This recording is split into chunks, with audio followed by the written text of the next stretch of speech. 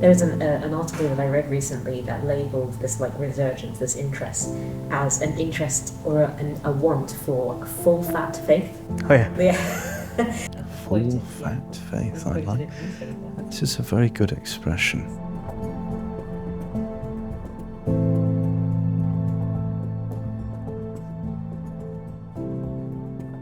It's clear, I think, that people are searching today for something more than what culture, certainly in this country, is able to offer them.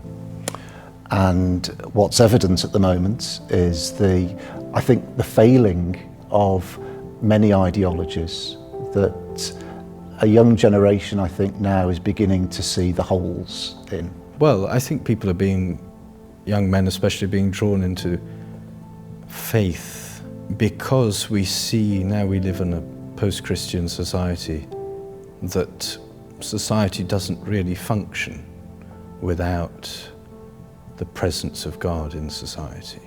Men, especially young men, struggle with the fact that we have a society where you can pretty much do anything you want whenever you want, and you can have everything you want. But that's not how we are supposed to be living our lives. I believe one of the reasons this is happening is because there's a lot of seeking going on.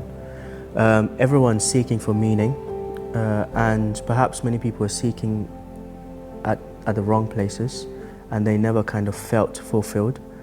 And the Catholic Church has everything in it to offer. It has Christ, which is the fulfillment of our all desires. And He alone can fulfill the desires that we have. And so I feel a lot of young people are kind of either coming back to the church or exploring church because they've kind of understood that they've gone out, explored various things, and they've not been fulfilled.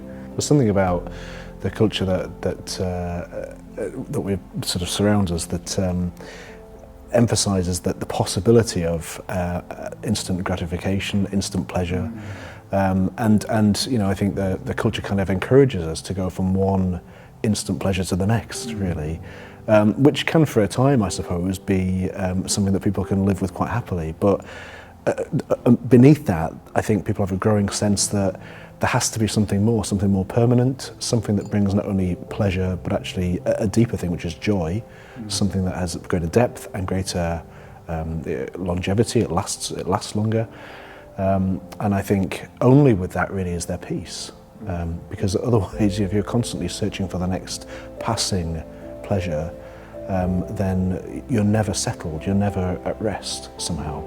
There's always, you know, another desire that has to be satisfied. And I think that what the Lord offers us is actually the answer to our deepest desires. It's not a new thing, is it? You know, St. Augustine, back in the 4th century, 5th century, he's saying, you know, you've made us for yourselves, O Lord, our hearts are restless until they rest in you. But I think it's that restlessness, I think, that is beneath so much of that searching in society now. And particularly amongst young people, so there has to be something more. There has to be something that answers a deeper need within us that can't be satisfied by the instant pleasure, the instant gratification, which is so often put to us. The crux of the sort of full-fat faith is it's a responsibility. It's not just these are some nice ideas or this is a nice way of acting. But it's an interior mortification of the brokenness of human nature. That we understand ourselves and we understand our weaknesses, but that we definitely try to allow ourselves to rise against the weaknesses, rise above them, completely different to what the world is telling us we should be doing. They want something that's very concrete, something that's very orthodox, something that's radical and challenging. And so Christ challenges each one of us, the church challenges us, and it's now up to us to kind of respond to that call of holiness. Rediscovering that need for relationship, for communion with God and with others, that will be the key, I think, for us to rediscover genuine peace, joy, lasting happiness for all of us.